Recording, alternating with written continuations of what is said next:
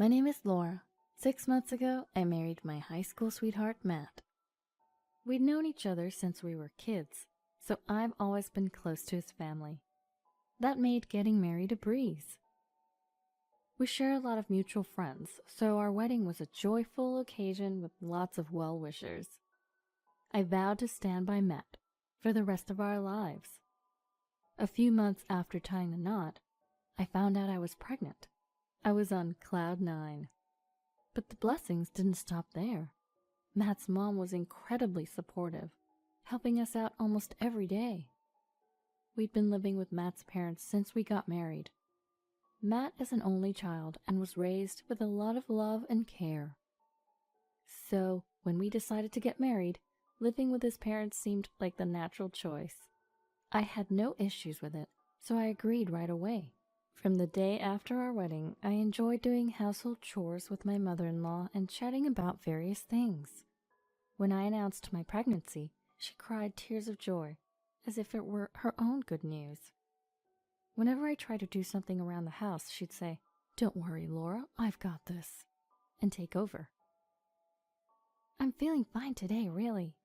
But she'd insist, "You have to think of the baby first, rest up," and stopped me from doing anything. I appreciated her concern, but it got to the point where I was bored out of my mind.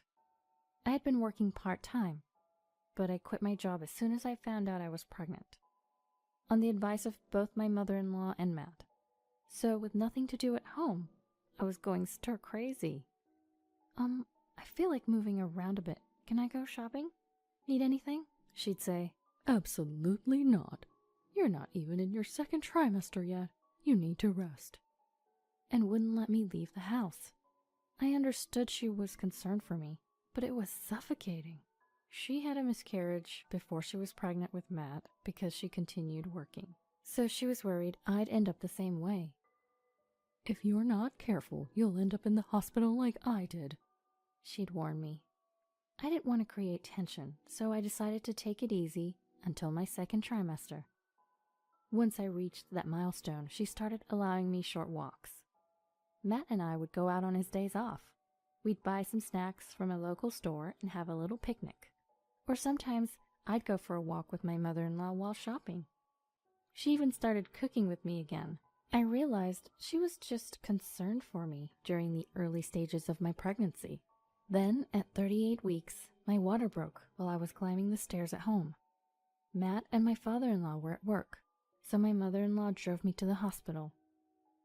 Matt had already coordinated everything with the hospital, so by the time Brian was born, he was right there with us. First, Matt held Brian in his arms. "Oh, he's so adorable," Matt said, his eyes welling up with tears as he lovingly looked at Brian. Seeing him like that made me tear up too. "Thank you, Laura. I'm so happy right now," Matt said, smiling at me, and I couldn't help but cry. "May I come in?" My mother-in-law, who had kindly stepped out of the room, peeked her head in. "Go ahead and hold him, Mom. He's really cute." Matt handed Brian over to her.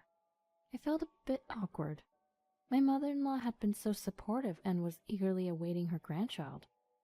What would she say now that Brian was here? The thought made me anxious. "Thanks to you, we were able to have Brian safely. Thank you so much." When I said that to her, she blurted out something unexpected. "He doesn't look like him." "What?" I had to ask her to repeat herself. "What do you mean?" "He doesn't look like Matt. Are you sure he's Matt's child?" What was she talking about? This should be a happy time, but my heart was racing uncontrollably. "What are you saying?" Matt immediately confronted her, but she continued without apologizing. "Look at the baby pictures of Matt. Brian doesn't look like him at all." She showed us a baby picture of Matt on her phone. "Well, they don't have to look exactly alike." Before I could finish, she stormed out of the room, saying, "I can't deal with a child whose parentage is in question." "Hey, Mom." Matt followed her out, leaving me alone. I looked at Brian's face and started to cry. He looked so much like Matt, especially around the eyes and ears. Matt never returned to the room, only texting me, saying he was going home with his mom. I couldn't believe his behavior, but I was too exhausted to confront him. A few days later, on the day of my discharge, Matt came to pick me up but seemed down. "What's wrong? We get to live together starting today," I said, but he didn't look happy. "Mom's still upset. Try not to provoke her." I just gave birth and am mentally and physically exhausted. Why do I have to be considerate of her on the day I'm discharged? I didn't say anything to Matt, and the ride home was silent. The tension didn't ease up even after we got home. In fact, as soon as I got home, my mother-in-law said to me, "Oh, you're back?" I was treated with such sarcasm. My father-in-law avoided eye contact, and my mother-in-law made snide remarks. "I've told you many times this child is Matt's. His name is Brian. Won't you please love him?" But she ignored me completely.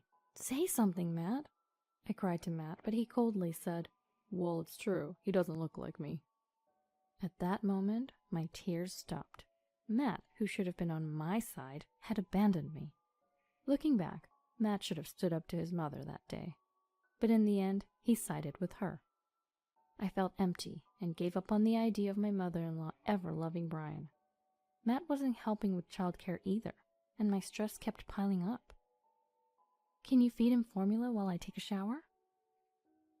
When I asked, Matt said, "I've been working all day. Why should I lose sleep over a child who might not even be mine?" I can't believe this. Never mind. I fed Brian the formula myself and took a quick shower as soon as he fell asleep. That was my life. If it had only been my mother-in-law, I would have gotten a DNA test to prove her wrong. But even Matt didn't believe Brian was his. That hurt more than anything. My parents had moved to the countryside, so I couldn't rely on them. My parents, who originally wanted to live in a place rich in nature, moved away soon after I got married, so I couldn't rely on them right away. They had been so happy about my marriage and trusted Matt. They loved Matt as if he was their own child. That's why I couldn't tell them what was happening. After months of this, my mother-in-law, who had been ignoring me, finally spoke. "Laura, can you bring the baby to the living room?" "All right." My mother-in-law had been ignoring me and not paying any attention to Brian. I thought she was going to apologize. However, my expectations were quickly dashed. When I got to the living room, both she and Matt were sitting there. "Could you please leave with that child?" "What?" I was stunned and couldn't find the words. She looked at Brian and said, "He still doesn't look like him. I've had enough." Matt said nothing. At that point, I didn't care anymore. "Fine, if that's how you feel, I'll pack my things and leave," I said, signing the divorce papers and started packing. Matt said nothing and continued chatting with his mother. "Make sure you pay child support." "How can we, when we're not even sure he's Matt's?" my mother-in-law retorted. I was so angry, I left without another word and went to my parents' house. I explained everything, and although they were initially confused, they welcomed me. I decided to stay with them until I found a job and save some money. I, of course, had requested child support for my ex-husband through a lawyer, but the money was never transferred. I myself didn't want to have anything to do with my ex or his parents anymore, so I never pressed the issue of the unpaid child support. Years passed. Brian was about 6 years old. I got a call from a local friend who also knew Matt, informing me that Matt had died in a car accident. Of course, I heard about it right after it happened, but I didn't want to get involved, and Brian was going through a busy, active phase, so we didn't attend the funeral. Months later, I happened to be meeting up with local friends and returned to my hometown for the first time in years. Before going to my friend's house, I decided to buy a gift, so Brian and I went to a department store we used to visit as a family. "Laura?"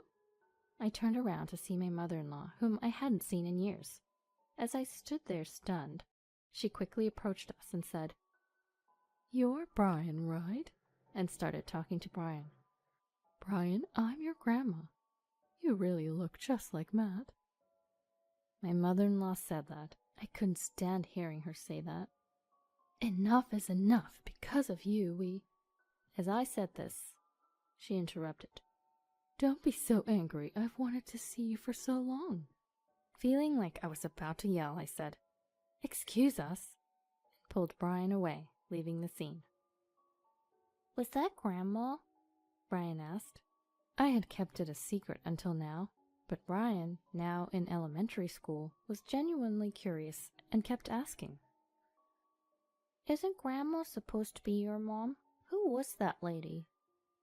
I couldn't hide it any longer, so I explained it to Brian in simple terms when we got home. Brian said, "Mama, you've been through a lot, huh?" and patted my head. Tears flowed at his kindness. I felt grateful from the bottom of my heart for having him. Months later, my mother-in-law showed up at the apartment where Brian and I were living.